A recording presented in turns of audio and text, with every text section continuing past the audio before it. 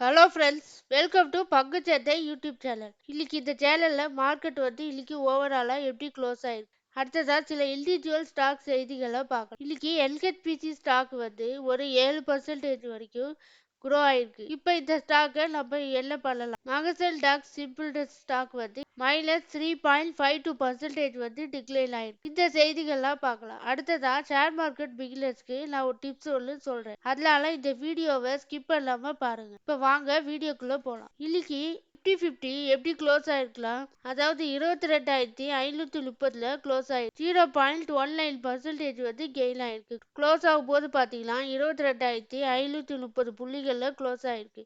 அதாவது 0.19% கெயின் ஆயிருக்கு. Sensex close ஆன டேட்டா பார்த்தீங்கன்னா 73,961ல க்ளோஸ் ஆயிருக்கு. அதாவது 0.10% கெயின் ஆயிருக்கு. நிஃப்டி பேங்க் 0.62% கெயின் ஆயிருக்கு. நிஃப்டி ஐடி பார்த்தீங்கன்னா இன்னைக்கு டவுன் ஆயிருக்கு. -1.28% டவுன் ஆயிருக்கு. பிஎஸ்சி ஸ்மால் கேப்லாம் 0.76% கெயின் ஆயிருக்கு. எஃப்எல்டோல மோஸ்ட் ஆக்டிவ் ஸ்டாக்கா இந்த ஸ்டாக் எதுலாம்?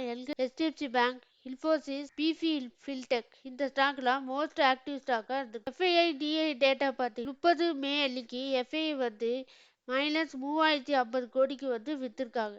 டிஐ பார்த்தீங்கன்னா 3432 கோடிக்கு வாங்கியிருக்காங்க. ஓரளவு நம்ம மார்க்கெட்டை பேலன்ஸ் பண்றாங்க டிஐஐ. அடுத்ததா சில இண்டிவிஜுவல் ஸ்டாக் செய்திகளை பார்க்க. எம்எல்டம் ஸ்டாக் பிஓஎஃப்ஏ அப்கிரேட் கொடுத்துருக்காங்க. அவங்களோட இந்த ஸ்டாக்கோட டார்கெட் பிரைஸா 3050 வரைக்கும் போகலான்னு ஒரு டார்கெட் பிரைஸை ஃபிக்ஸ் பண்ணியிருக்காங்க. ஹெச்டிஎஃப்சி ஸ்டாக்குக்கும் பிஓஎஃப்ஏ புரோக்கரேஜ் தரப்புல இந்த ஸ்டாக் இன்னுமே 17% வரைக்கும் அப்சைடு போகலாம். எதனால அதோட இபிஎஸ் டவுனா இருக்கு. ஏன்னா அந்த ஸ்டாக் இத்தனை மாசமா கன்சால்டேஷன்ல தான் இருந்துச்சு. அதனால இந்த ஸ்டாக் இன்னுமே 17% வரைக்கும் அப்சைடு போகலான்னு டார்கெட்டை ஃபிக்ஸ் பண்ணியிருக்காங்க. ஜொமேட்டோ ஸ்டாக் இன்னைக்கு 5% டிக்ளைன் ஆயிருக்கு. மேக்கோரியா சீஸ் அவங்க தரப்புல பாத்தீங்கன்னா ஜொமேட்டோ ஸ்டாக் 50% டவுன் சைடு போகலாம். என்ன காரணம்னா ஃபயர்ஸ் காம்படிஷன் சொல்றாங்க. சன்டெக் ரியாலிட்டி ஷேர்ஸ் 5% இன்னைக்கு டவுன் ஆயிருக்கு.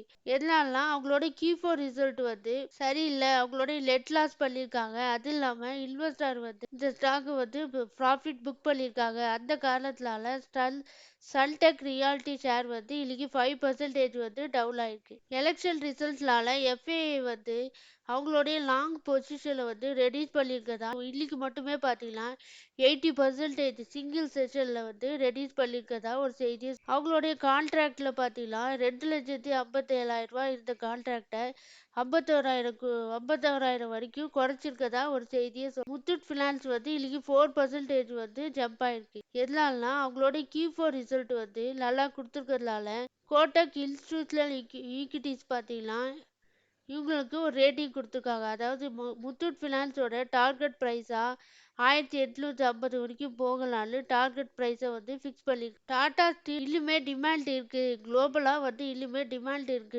சில அனலிஸ்ட் எதிர்பார்க்குறாங்க. ஏன்னா இது வரைக்குமே நல்ல பர்ஃபார்மன்ஸ். ஐபிசிஏ லேப்ஸோட ஸ்டாக் பார்த்தீங்கன்னா இன்னைக்கு ஒரு 9% டவுன் சைடு போயிருக்கு.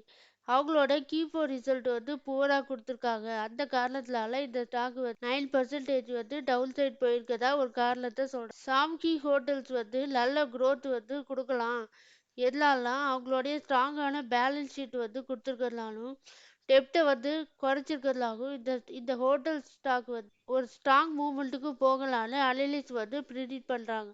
பேடிஎம் ஸ்டாக் ஒரு 5% அப்பர் சர்க்கியூட் தொடர்ந்து 3 ட்ரேடிங் செஷன்ல அப்பர் சர்க்கியூட் ஆயிருக்கதாகவும், அதாவது இந்த ஸ்டாக் 296 கோடிக்கு பிளாக் டீல் நடந்திருக்கதாகவும் ஒரு செய்தியை சொல்றாங்க. பிளாக் டீல் நடந்தது பார்த்தீங்கன்னா பேடிஎம் அதோட ஆவரேஜ் பிரைஸ் 390. ப்ரீவியஸ் க்ளோசிங் செஷனோட 3.6% கெயின் ஆயிருக்கு. யூஎஸ் மார்க்கெட் இன்னைக்கு டவுன் ஆயிருக்கு. அதுக்கு காரணம் என்ன சொல்றாங்க? அவங்களோட ஜிடிபி growth எதிர்பார்த்ததை விட அதாவது 1.3% விட 0.3% டிக்ளைன் ஆயிருக்கு. இந்த காரணத்தினாலையும் யூரோப்பியன் மார்க்கெட்டோட அன்எம்ப்ளாய்மெண்ட்டும் டிக்ளைன் ஆயிருக்கிறதுனால ஏசியன் மார்க்கெட்ல இன்னைக்கு டவுன் ஆயிருக்கு. க்ரூடும் இன்னைக்கு டிக்ளைன் ஆயிருக்கு. இந்த காரணத்தினால S&P 500 0.5% ஃபால் ஆயிருக்கு.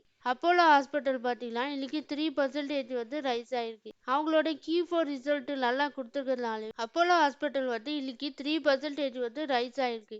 எதனாலனா அவங்களோட Q4 ரிசல்ட்ல எபிட்டா வந்து நல்லா கொடுத்துருக்கறதுனால இந்த காரணத்தினால இந்த ஸ்டாக் வந்து 3% வந்து இன்ட்ராடேல கெயின் ஆயிருக்கு. அதானி குரூப் ஸ்டாக்லாம் இன்னைக்கு அப் டு 13% வரைக்கும் high volume. Adani power, Adani total கேஸ்லாம் ஒரு 13% வரைக்கும் கெயின் அதாவது 10லேருந்து 13% வரைக்கும் ஒரு நல்ல கெயினை கொடுத்துருக்கு. அடுத்ததா இன்னைக்கு எல்ஹெச்பிசி ஸ்டாக் வந்து ஒரு 7% வரைக்கும் ஒரு நல்ல கெயினை கொடுத்து. இந்த ஸ்டாக் வந்து ஒரு பவர் செக்டார்ல இருக்கக்கூடிய ஒரு ஸ்டாக். இது ஒரு பப்ளிக் செக்டார்ல இருக்கக்கூடிய ஒரு கம்பெனி. இந்த கம்பெனி வந்து மிலி ரத்லான்னு ஒரு அந்தஸ்தை வந்து பெற்றிருக்காங்க. இந்த ஸ்டாக்கோட வேல்யூவேஷன் வந்து பரவாயில்ல. ஆனால் இப்போ இண்டஸ்ட்ரி பி விட ஸ்டாக் பியும் கம்மியாக தான். ஆனால் இந்த ஸ்டாக் வந்து குவார்ட்டர்லி ரிசல்ட் வந்து அவ்வளோவா கொடுக்கல.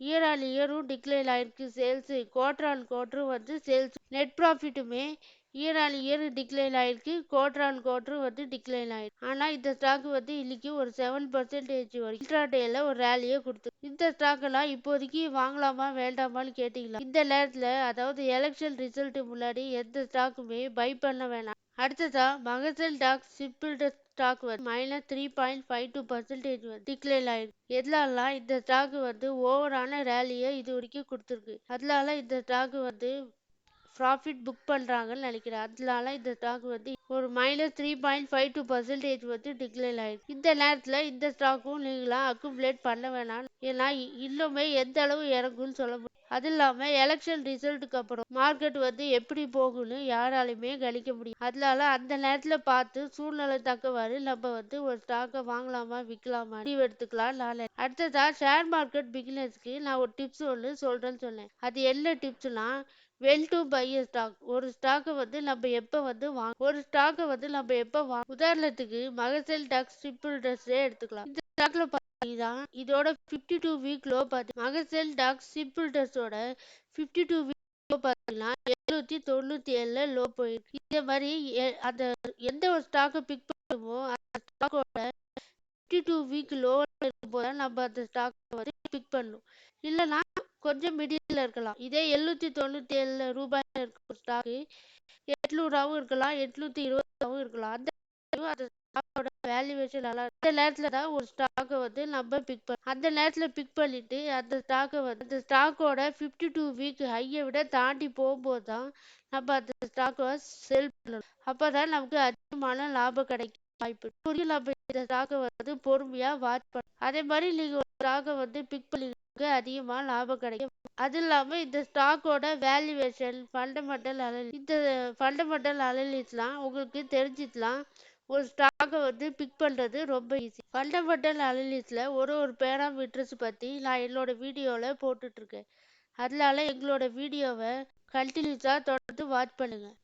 அப்போ நீங்கள் தொடர்ந்து வாட்ச் பண்ணிங்களா நீங்களே ஒரு ஷேரை வந்து எப்போ வாங்கணும் எப்போ விற்கணும்னு அனலைஸ் பண்ணிவிட்டு நீங்களே வாங்கலாம் விற்கலாம். எல்லாரும் டிஸ்க்ளைமரை பார்த்துக்கோங்க. நான் ஒரு செபி ரிஜிஸ்டர் அனலிஸ்ட் கிடையாது. நீங்கள் எதாவது ஷேரில் இன்வெஸ்ட்மெண்ட் பண்ணணும்னா உங்களுடைய ஃபினான்ஷியல் அட்வைசர் கன்சல்ட் பண்ணிட்டு இன்வெஸ்ட்மெண்ட். இந்த வீடியோவில் சொல்லப்பட்ட செய்திகள் எல்லாம் உங்களுடைய எஜுகேஷன் பர்பஸ்க்காக. அது இல்லாமல் எங்களுடைய வீடியோ உங்களுக்கு பிடிச்சா லைக் பண்ணி சப்ஸ்கிரைப் பண்ணுங்கள். அது இல்லாமல் உங்களுடைய ஃப்ரெண்ட்ஸ் அண்ட் ரிலேட்டிவ்ஸ்க்கு ஷேர் பண்ணுங்கள். நன்றி, வணக்கம்.